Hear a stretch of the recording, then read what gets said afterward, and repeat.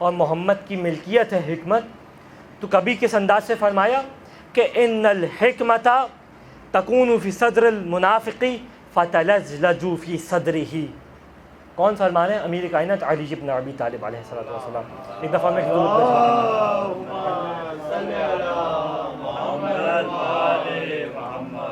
کہ خذ الحکمت ان کانت، حکمت کو حاصل کرو کہیں بھی ہو. فإن الحکمت تکون فی صدر المنافقی فتلجلج فی صدرہ. دیکھو حکمت جب منافق کے سینے میں ہوتی ہے تو بڑی بے چین ہوتی ہے، اس پرندے کے انداز سے ہوتی ہے جسے فوراً پنجرے میں بند کیا ہو، کبھی اس طرف منہ مارے گی، کبھی اس طرف منہ مارے گی، کبھی وہاں سے نکلنے کی کوشش کرے گی، کبھی یہاں سے نکلنے کی کوشش کرے گی. منافق کے سینے میں حکمت ہو تو اسی انداز سے ہوتی ہے. نتیجہ کیا ہوتا ہے؟